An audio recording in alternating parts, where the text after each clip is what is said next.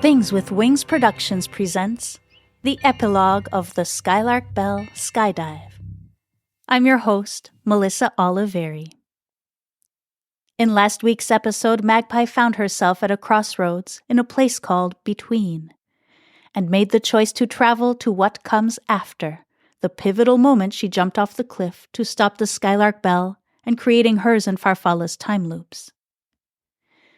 Today we read the final chapter of the Skylark Trilogy, the Epilogue to Skyedive, in which we catch a glimpse of the world after the time loops have been closed, and get a hint at who was truly pulling the strings all along.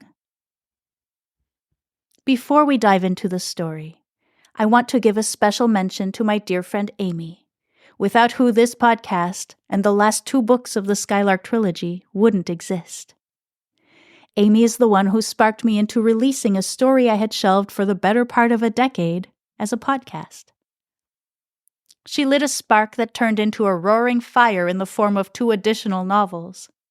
From the bottom of my heart, thank you, Amy, for this incredible adventure. Just like Magpie, I don't know what comes after, but my hope is that it involves publishing the Skylark Trilogy in print, digital, and audiobook format, so you can enjoy the full story without interruption and at your own pace.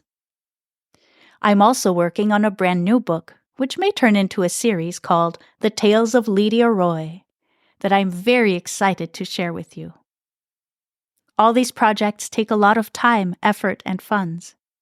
If you're able to support me either through a donation or by subscribing to Patreon or Ko-fi, know that every penny will go directly toward moving this and future creative projects forward.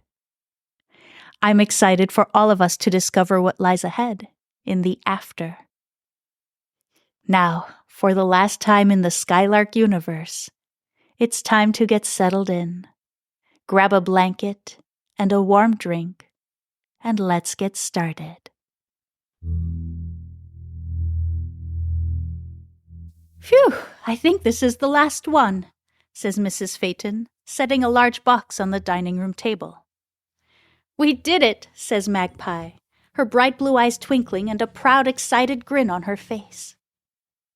She looks around the main floor of the house, taking in the vintage wallpaper, the wooden beams on the ceiling that support the second floor, and the old stone fireplace.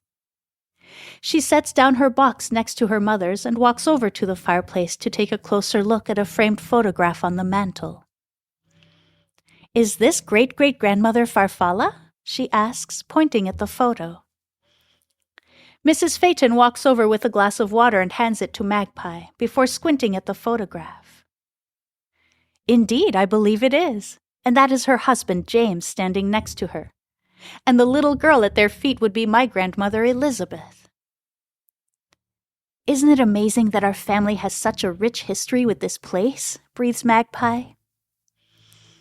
Mrs. Phaeton wraps her arm around her daughter's shoulders. So, I've been thinking about a name, she begins. Magpie turns around, a look of doubt on her face. In the past, her mother has thrown out some rather unconventional ideas, to say the least.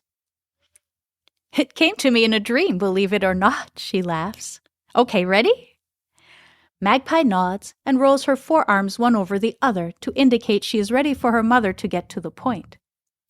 Drum roll, please. Mrs. Phaeton pats her palms against her thighs.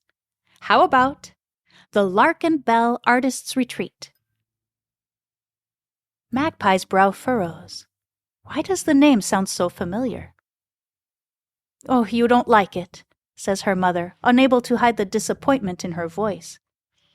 No, I love it, Mom. It's perfect, replies Magpie, hugging her mom. A sudden knock on the door startles them both. I'll get it, says Magpie. You see if you can find some dishes and napkins. Magpie opens the massive wood door. Behind it stands a boy about her age. He's somewhat shyly holding his hands behind his back. Hi, I'm Lucas, he begins. I live across the road with my grandmother. She asked me to bring you these and wants to know if you need anything, he says, handing Magpie a box wrapped in a purple ribbon. Magpie takes the package and motions for Lucas to come in. She places the box on the counter and gently unties the ribbon. Inside, she finds a few jars of blackberry jam, a hand-knitted blanket, some cookies, and a book wrapped in tissue paper. She gently releases the book from its wrapping and reads the title, The Skylark Bell. An inexplicable shiver runs down Magpie's spine, and she does her best to shake it off before turning back to the boy. My grandmother says Farfalla gave it to her years ago when she was young. Farfalla said it was her favorite book growing up. Grandma said she felt like you should have it, explains Lucas. What is it about? She asks, her curiosity piqued. Here's some money, why don't you go find us some supper? Interrupts Mrs. Phaeton as she walks in from the kitchen. Mom, this is our neighbor, Lucas. He and his grandmother live across the road, and he brought us a welcome gift, explains Magpie. Oh, how kind! Thank you, and it's lovely to meet you, says Mrs. Phaeton. I'd better get back to work. I've unpacked 4 boxes, and so far the most useful thing I've found is a spatula. Well, I've been assigned a mission. Which restaurant in town would you recommend? Asks Magpie, turning back to Lucas. At this, a smile teases the corner of Lucas's mouth. There's only one restaurant in town. It's called the Early Bird.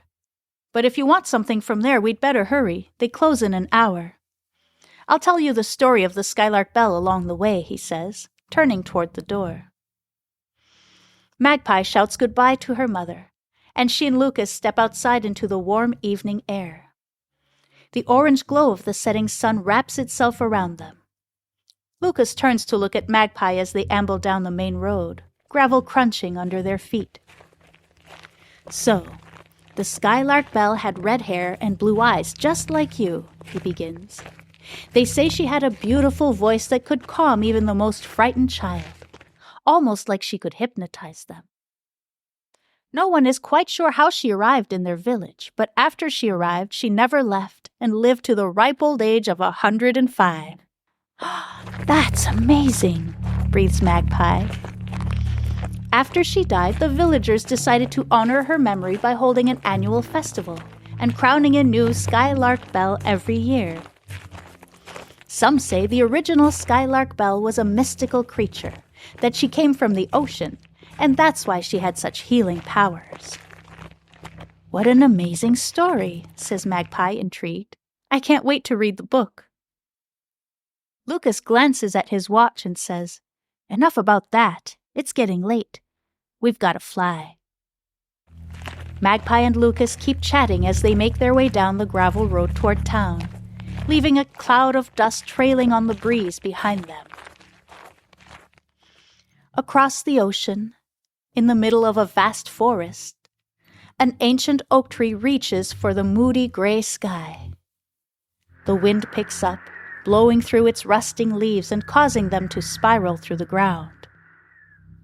A flock of birds lifts from its multitude of branches, forming a blanket of moving wings that temporarily blocks out the daylight, before scattering off toward the ocean.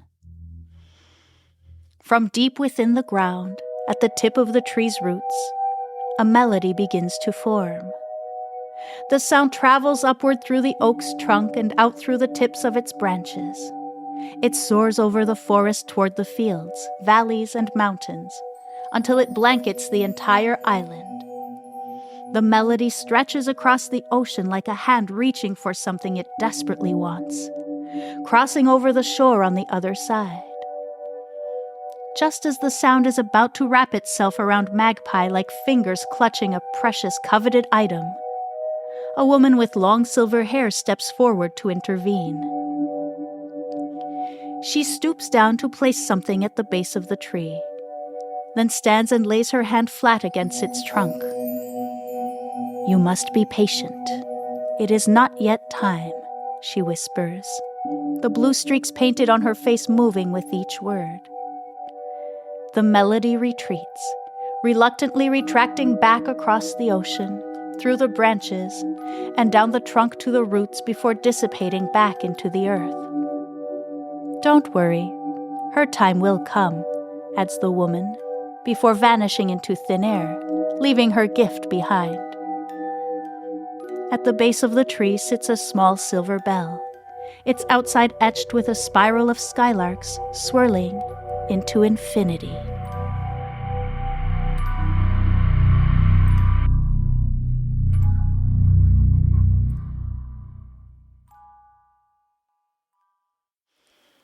Thank you so much for listening.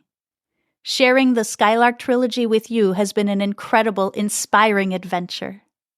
It has given me the opportunity to connect with amazing creative people and create both partnerships and friendships. Though the story of the Skylark Bell is over, I have many more stories to tell, and one of my favorite things in the world is working Easter eggs into my work. So plan on hearing from some of the Skylark characters in future stories and books. There are several Easter eggs hidden within the Skylark books themselves. I'll share a document detailing those on my Patreon page, and maybe eventually turn it into a podcast episode as well. Please consider following me on social media so we can stay in touch. I keep active accounts on Instagram, Facebook, and Mastodon, as well as occasional postings on TikTok and Twitter. I would love to connect with you, and you can stay updated on what the future will bring to the Skylark Bell podcast. The Skylark Bell has been brought to you by Phaeton Starling Publishing and features original music by Canal, which is my stage name. You can find all the music from the podcast on major streaming platforms and Bandcamp. I'll provide a link in the show notes. Creating and sharing the Skylark Bell trilogy has taken a lot of time, effort, and funds. If you're able to support me, either through a one-time donation or by subscribing to Patreon or Ko-fi, know that every cent will go directly toward moving this and future creative projects forward. Patreon and Ko-fi subscribers get access to bonus and exclusive material, and will be the first to receive a complimentary copy of the Skylark Trilogy in audiobook format once available.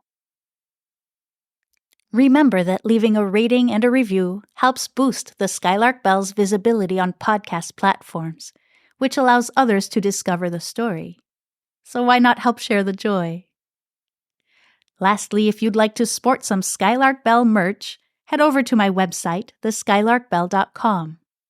There you'll find links to 2 print-on-demand sites with various designs that can be applied to everything from stickers, posters, clothing, mugs, notebooks, and more. I'll be sure to include a list of all necessary links in the show notes. One final time, thank you for listening. I'm Melissa Oliveri, writer, host, and producer of the Skylark Bell podcast, and I will be back very soon with more magical, mystical stories to share.